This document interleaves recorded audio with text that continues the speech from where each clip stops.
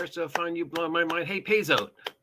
Hey, PAIZO. What's up, nerds? It's your boy. It's 8:30 in the morning thereabouts on this, the 5th day of December, 2024. It is Friday. We have made it a whole week without Wizards of the Coast doing anything stupid. Amazing. It's Friday, which means it's time to head on over to PAIZO, Plazo, and take a look at this week's news regarding the most anticipated 5e alternative for 2024. I'm not going to call them a 5e killers. I think that's a strange wordage. You can't kill 5e. You could take money away from the sales. You could draw more attention to your product than their product. You could be received more favorably by the press and the gaming populace than Wizards of the Coast is, but you can't kill 5e. It's out there. There's going to be people playing it no matter what. And whatever it is that Wizards of the Coast makes for 2024, we know people are going to play it in some form. Probably not as much, but it's a Critical Role. So that leaves us with the unusual positioning of Pathfinder 2nd Edition Remaster. This is the game that is most ready to be the number one alternative to 5e.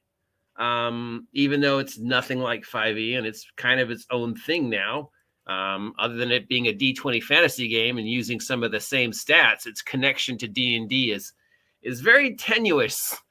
You know, other than how every game is connected to D&D in some form.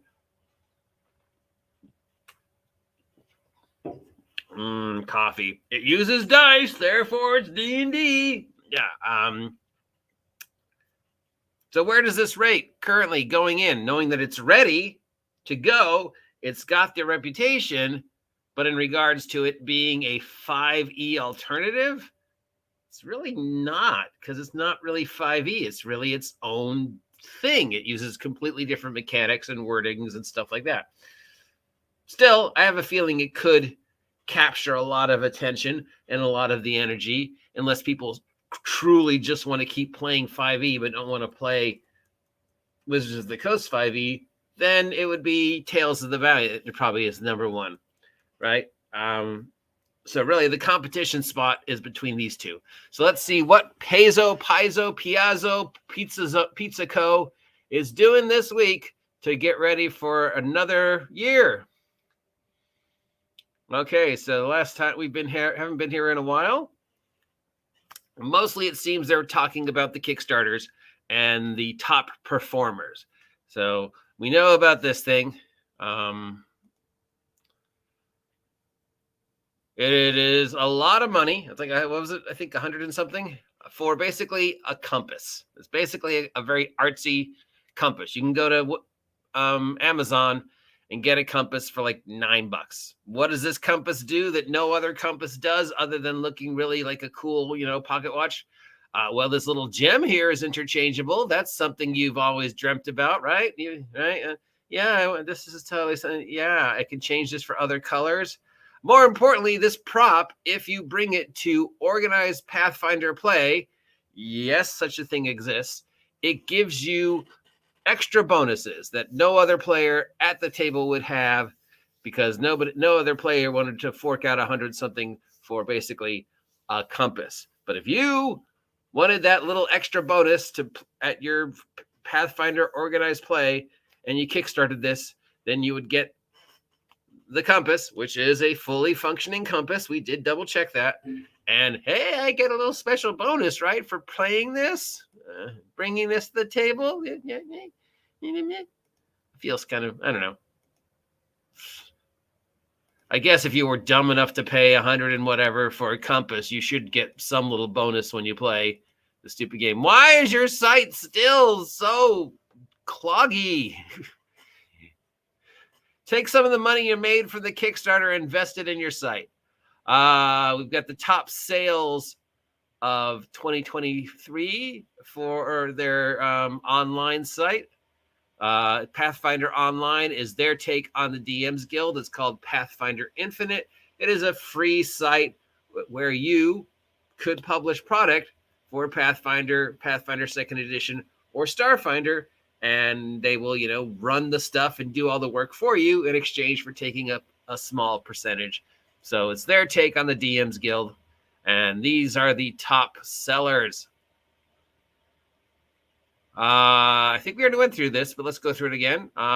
Rainbow of Elements, Kitsune of Glorian, Player Core Expanded #1, Shattered Omens of Glorian Play Guide, and The Traveler's Guide to the Darklands were all the #1 top performers, top sellers this year on the Pathfinder adjacent site. I love saying that. For Starfinder, we had Absalom Drift, Turbocharged, Deep Space Adventures, Eldrith Emissaries, The Space Cowboys Arsenal, Starfinder Infinite Mecha Threat Manual, Bring Giant Mechas into Starfinder, and Starship Maps 2. And then if you're wondering what's coming up in 2024, it looks like they're working on something called Witness the Pale, Tools of the Element, and Warfare Lore. Don't know what any of that means yet, but that's just some of the things you can look forward to expect in 2024. They're still playtesting Starfinder Special Edition, Starfinder 2nd Edition. I don't know what to really call this. They have a Starfinder Remaster coming out, I believe, this year, which will take everything from Starfinder's inception till today, any changes, rules, whatever, and incorporating it, and they'll be just calling it Starfinder Advanced. Just how different it is from Starfinder remains to be seen, because it's not a 2nd edition of Starfinder. There is a 2nd edition of Starfinder planned for 2025, which is why it's technically not on the list for most anticipated. So it's weird. I mean, we know it's coming out in 2025, so why would I want to pick this thing up in 2024 if 2023 Starfinder is perfectly fine the way it is? And certainly, why would I want to spend that much money on what's just paramount to, a couple pages of errata and art? This is definitely the kind of thing where if I understand you're a company, you need to make money. But for me, if I was in this position, I'd be like, maintaining the customer loyalty is more important than the immediate money, knowing that further down the line, because I invested this energy in maintaining this loyalty, they're more likely to spend the money later on. So I don't need you to give me $50 now for 10 pages of errata, knowing that the new game's coming out. All I'd want from you is maybe $10 for the errata. Here's the updates. Here's the errata. Here's everything that changed since that game came out. Here you go. It's now all legal and official. $10 PDF. Plus, next year. And finally, we've got the Organized Play updates for 2024. So they're already in. They're already started Organized Play. Not even a week in, and we already have updates for Organized Play. I don't know where D&D Organized Play is right now. I think, and I brought this up last night twice, and this is sort of, I guess, my running euphemism for the situation with the tabletop role-playing game community and Wizards is right now, the tabletop role-playing community is in a holding pattern. We are the deer in the middle of the road. Wizards of the Coast are the two lights that we see at the dark at the very end of the road coming towards us. We're standing there because we don't know what Wizards of the Coast is going to do next and how ridiculous it's going to be. So while Pathfinder's like, hey, we've already started Organized Play, GM's Guild's like, I don't know, should we start? They're going to change anything else? They just changed a whole bunch of shit. We have to change all our plans, and it's not even the first week of January yet.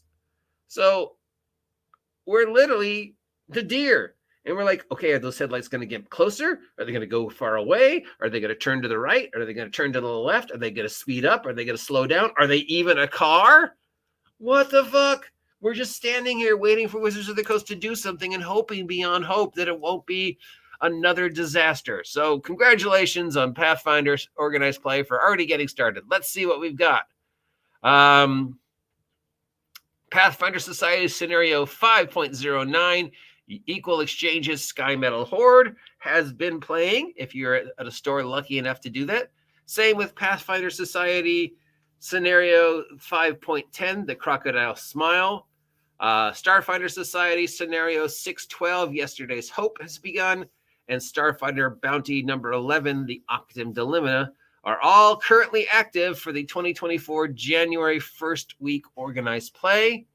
Looks like they're trying to recruit people to do organized play at upcoming conventions like Piazzo.com's online con and PAIZO con. There's going to be a update to the organized play, and that looks like it's going to be official today, or really, yeah, it looks like right now, as of now. The guide to organized play has been updated. There's some sanctioning going on for the upcoming adventure paths, including the Immortal War of the Immortal adventure path and the Seasons of the Ghost adventure path. So we're, getting documents ready and the prizes and everything ready for the big adventure paths.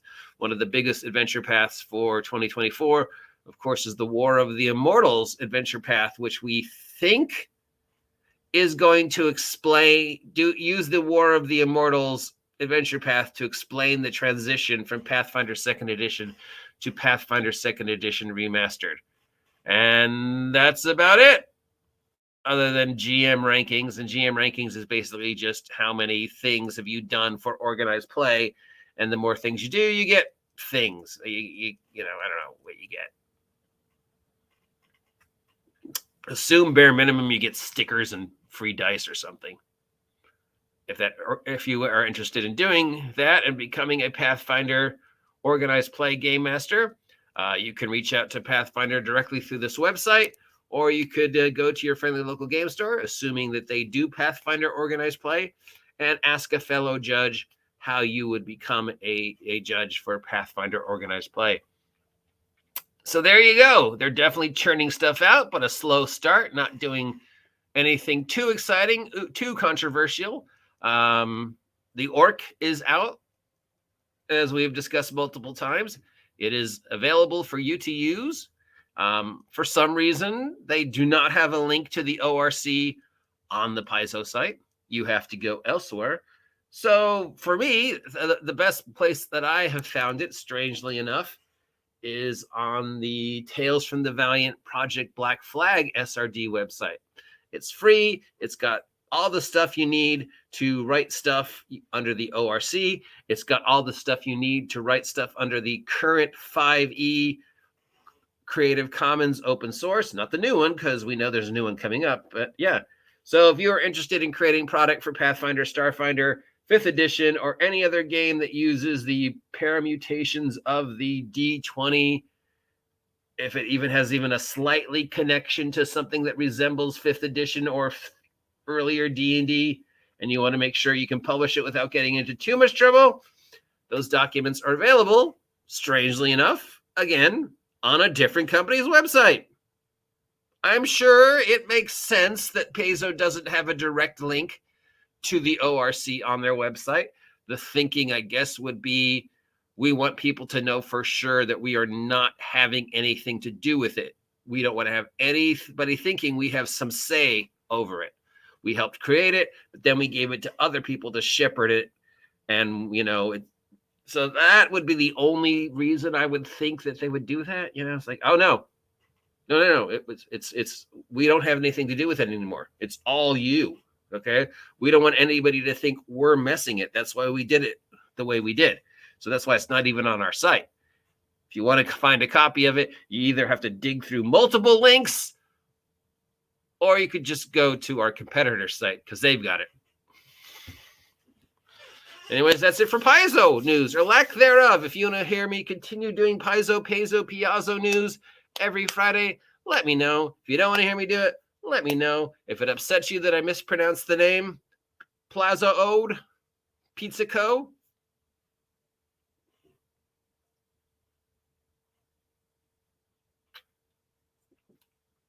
Too bad. Talk to you later.